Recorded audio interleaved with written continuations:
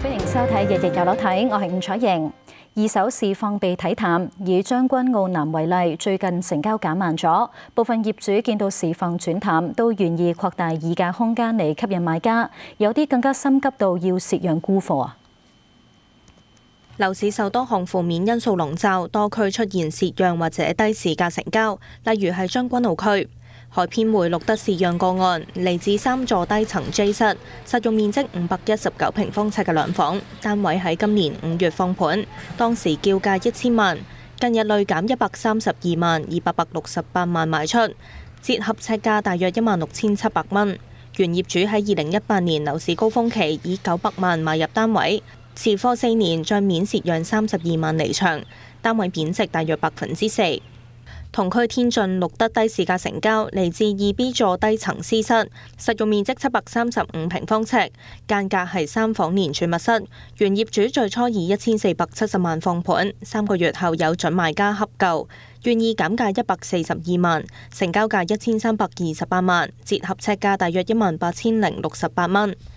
同區單位最近成交價大約1400萬。今次成交價低大約5%，不過業主仍然有利可圖，因為佢早喺2014年以大約898萬買入單位，持貨8年，帳面獲利近430萬，單位升值大約48%。由代理提供嘅相可以睇到，單位長廳設計，外連露台，其中一間睡房外連工作平台，廚房櫥櫃以曲尺設計，家電齊備，浴室設窗戶通風。代理表示，將軍澳南一帶嘅成交近月減少，業主為求沽貨，不惜擴大議價空間。而家將軍澳講旺市啊，一個月成個區啊，咁即係最基本都可能500-600宗買賣成交啦。咁而家可能係呢2-3個月都係講緊200宗左右嘅啫。咁個成交量比較偏低啊。其實因為啲準買家驚加息啦，將來啲負擔重啊，咁啊睇唔到啲後市咯。業主好多都有啲叫做移民盤啦。或者啲投資者佢自己揸住2-3次收緊租噶嘛，咁佢又驚將來個供樓壓價或者層樓租唔到出去，佢就賣咗佢。相對而家每一單標啦，咁大約嗰個成交價同個業主當初嘅叫價都相差500%。因為見翻可能即係而家最講緊買嘅啦，如果係啱啱過咗 SSD 啦，咁大約係講緊係3年前到4年前入貨啲業主咧，個幾單係可能一樣嘅。另外，鄰近坑口站嘅海悅豪陽亦都錄得低市價成交，嚟自2座中層 C 室，實用面積大約600平方尺，屬於3房連套房間隔，成交價810萬，折合尺價只係13455蚊，創屋苑同類單位今年尺價新低。屋苑對上一宗同類中低層單位以865萬成交，尺價14369蚊，意味最新成交低大約6%。原業主喺2013年以570萬買入單位，相隔9年，帳面獲利240萬，單位升值42%。無線電視李希彤報導。咁導致二手受壓嘅原因之一係一手推盤熾熱。最新再有發展商預告旗下啟德嘅新盤將會喺短期之內開價。另外9套山主打大戶型嘅豪宅新盤都再對傳媒開放示範單位啊！新一輪新盤市場嘅焦點將會轉移至九龍市區，位於啟德跑道區嘅 Miami Key One 就可望打頭陣，計劃喺1至2個星期之內上載樓書同埋開價。啟德近年成為新盤供應庫，區內有超過10個項目正係申請或者已經獲批預售樓花，其中有會德豐地產、恒地、新世界同帝國集團合作發展嘅 Miami Key One。發展商話項目定價將會參考臨海物業，譬如北角海船同埋薄扶林貝沙灣等嘅售價。首先推出屬於項目第1期，提供648伙，標準單位面積介乎250至710尺，戶型包括開放式至3房，主打中小戶型，1房佔3成半，2房就佔5成。項目預期喺2023年8月底入伙。樓花期大約12個月。至於新地旗下嘅屯門 Novoland 第1B 期，星期3公開發售首批180伙，市場消息指即晚已經沽清，另外有8伙會以招標形式出售。另外，亦都有現樓新盤開放新嘅示範單位吸客，係百利寶等發展嘅沙田9套山富豪山峰。開放嘅2座7樓 B 室實用大約2100尺，原則係4房，改為3房2套間隔，以增加大廳嘅空間感。客廳以長形開積，連接大約65尺嘅露台，外望山景。發展商話，項目至今總共賣出49伙分層同埋17間洋房，佔整個項目伙數大約40%，累計套現大約38億。官方數字話，今年上半年嘅新樓落成量係過去18年嚟嘅同期新高。業內人士就話，隨住下半年部分大型項目有望動工，預料新樓落成量將會進一步上升。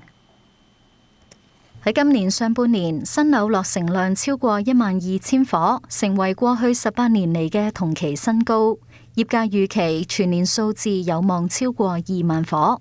比較差估處全年預測嘅大約22850伙，半年之間達標53%。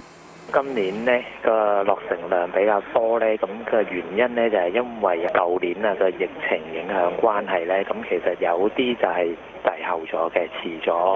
落成，咁啊推到今年年初嘅，咁所以我哋見到年初頭2個月呢，其實嗰度加埋有成7000幾伙嘅，咁相信好多都係舊年帶落嚟嘅，帶動到呢半年之間呢已經係即係突破咗12000伙啦。而緊呢其實都仲有啲大型項目相繼會落成嘅，全年嚟計呢個落成量係有機會呢係達到即係政府個預期目標啦，即係可以超過2萬伙嘅。不過今年上半年新盤動工量只有15個項目，涉及3900幾伙，比起舊年同期減少3成半。動工量呢就一路都係比較落後啊！今年就受到嗰個第5波疫情嘅影響啊，咁成個第一季呢，基本上個動工係非常之零星嘅。第二季呢，其實有少少進展㗎啦嚇，不過因為第一季啊嗰個數字實在太低啊嚇，咁所以呢就即係總結就成個半年度呢個動工量呢都係仍然係偏低嘅。陳海潮預計下半年情況將會好轉，一啲提供1000伙至2000幾伙嘅大型項目有望成功動工，推高下半年數字將會倍數上升。另外，總結喺6月獲批動工項目比較矚目嘅係恒地大角咀萬安街16至30號，獲批興建一幢22層高嘅商住大廈，總樓面大約57800尺。預料將會成為系內利奧坊系列嘅樓盤項目。先休息一陣，返嚟置業有法。租盤入面嘅設備一旦損毀，應該係由業主定係租客負責維修呢？返嚟節目時間。唔少租客為咗方便入住，喺揀租盤嘅時候都會首選一啲附設家電、保養良好嘅單位。不過，如果喺入住之後發現一啲家居設備損壞咗，維修嘅責任應該係由業主定係租客去承擔啦？應該點樣列明租約上嘅條款，先至有效保障雙方嘅權益？聽下律師點講啊！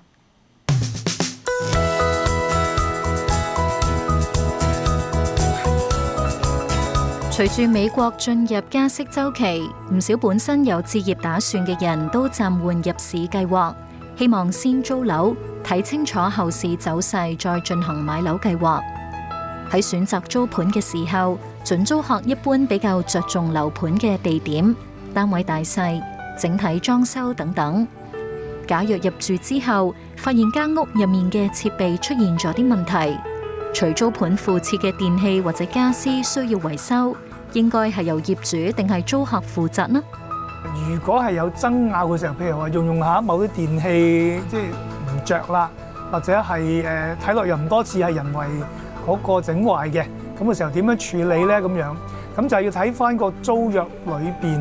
寫嘅條款咧，即係話除咗呢個單位係提供一啲嘅電器啊、家私之外咧，就有冇講明就話如果一旦呢啲電器或者家私損毀咗嘅時候咧，係點樣負責？因為如果冇寫嘅時候咧，咁法官可能就要睇當時大家雙方嗰個意願同埋個意圖咧，就話啲租金本身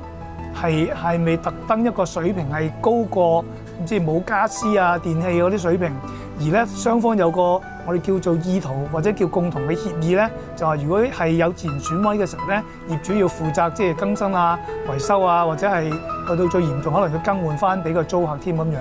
咁嗱，如果係乜都冇寫嘅，咁個法官就要衡量下雙方嗰啲證據啦，即係話當時傾嘅時候點樣傾，個租金時係點樣釐定，有冇釐定關於嗰個租金咧係預埋，如果萬一某啲電器會損毀嘅時候咧，咁就業主需唔需要去負責，定咗話個租客又要負責翻呢一個嘅損毀啊、維修啊嗰啲嘢。嗱，如果真係乜都冇寫嘅話咧，有時個法官都會就住雙方之前有冇咩嘅口頭嘅協議咧，去評估一下啦，會唔會雙方共同嘅意願咧已經係包咗要業主要負責維修，或者業主係唔需要維修。嗱，當然啦，如果咁嘅情況咧，其實都唔係即係我哋叫做好即係一個好嘅一個安排嚟嘅。咁所以一般咧，因為租約本身係一個合約，咁而合約咧都係雙方大家即係協議規定一啲咧大家嘅權利同埋義務啊責任咁樣。律師話：租用新樓最大嘅優勢就係間屋入面有唔少電器都係全新，喺保養期之內，業主一般都願意協助保養。咁如果係一啲譬如好新嘅全新嘅樓，有啲發展商可能都有家私電器嘅話咧，咁好多時都會有個電器嗰個保質期或者個保養期㗎。咁由少則1年到有時耐嘅可能2、3年啊都有嘅。咁就要問翻個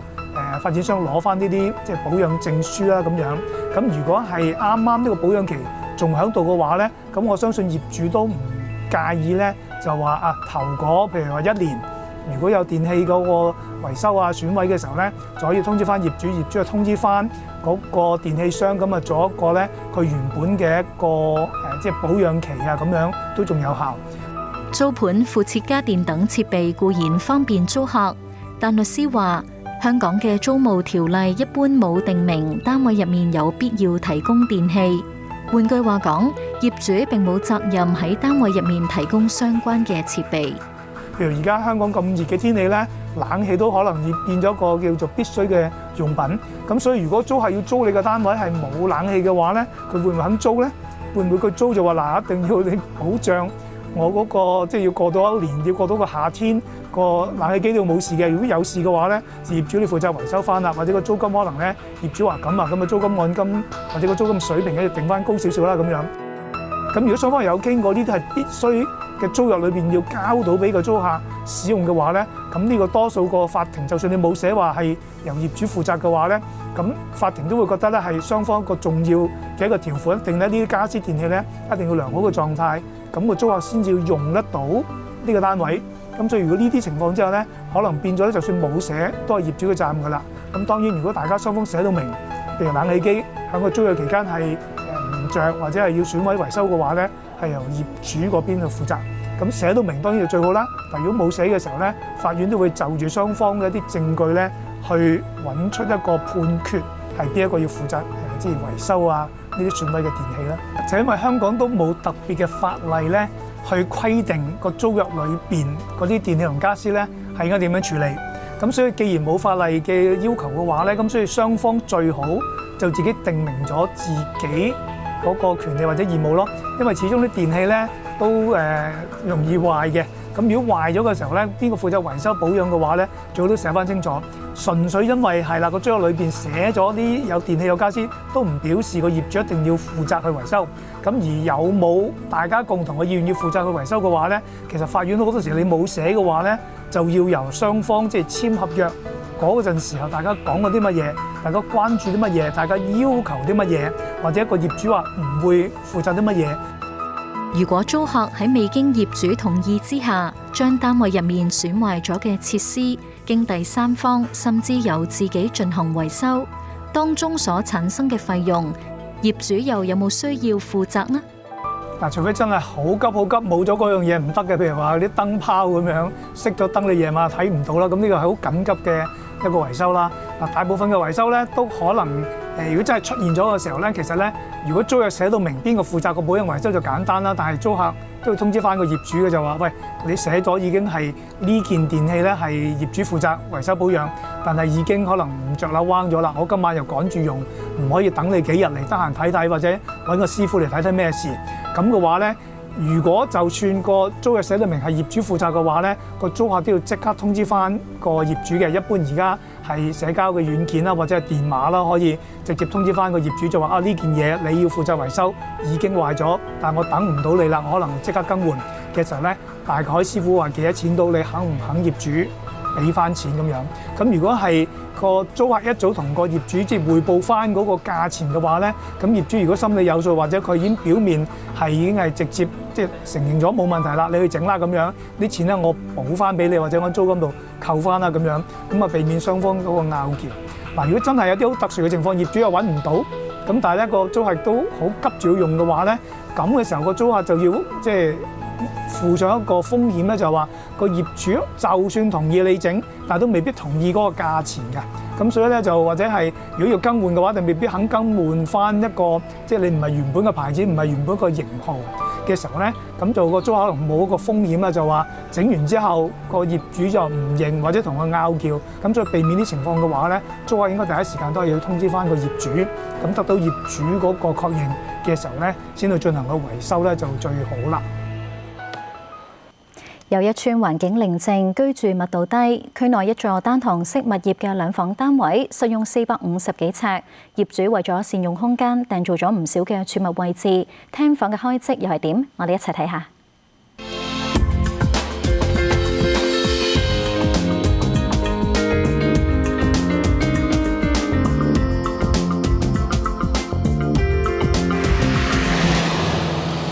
又一村屬傳統豪宅地段，以低密度住宅為主，環境清幽，附近有唔少名校同埋國際學校。區內住宅比較受家庭客歡迎，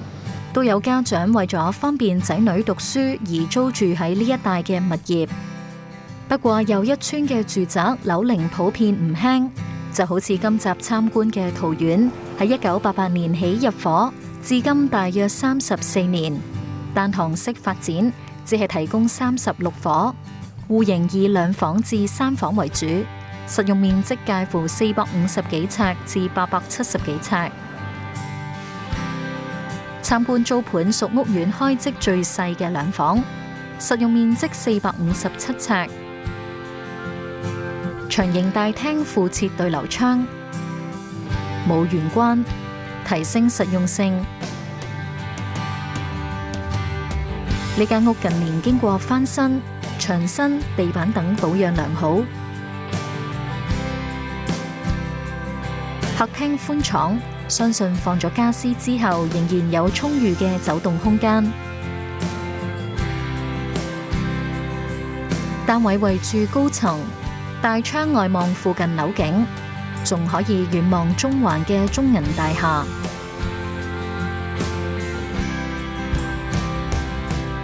同普遍舊樓嘅開則唔同，呢間屋冇緊廚，增加大廳嘅空間感。連接飯廳嘅開放式廚房，設計以啡色同白色做主調，附設曲尺櫥櫃。一邊係爐頭，另一邊有雙星盤，剩低嘅位置可以用嚟備餐。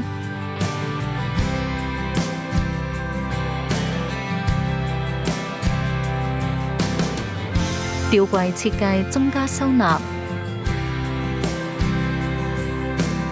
廚房仲有洗衣機，整體保養新淨。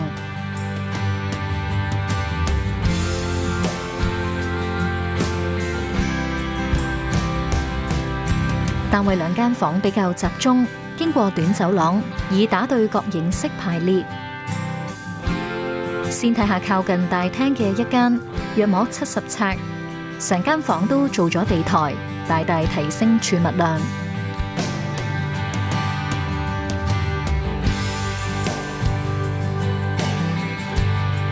旁邊仲有入牆衣櫃，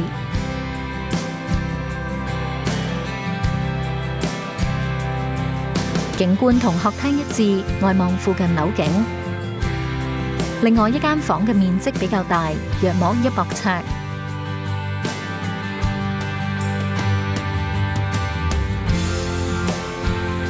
訂做咗入場衣櫃。房間整體開即是正，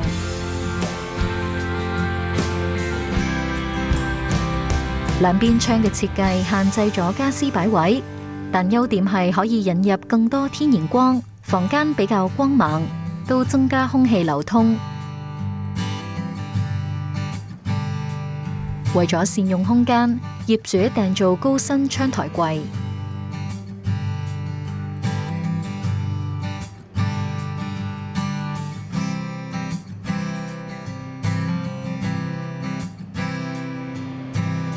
至於洗手間，雖然內籠唔算大，但就有窗，屬於名廁，附設企缸等基本潔具。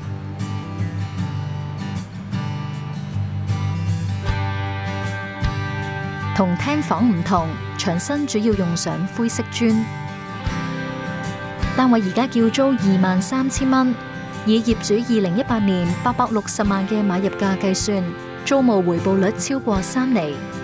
配套方面，由屋苑行去九龍塘港鐵站大約2分鐘，附近都有商場，解決住客嘅日常所需。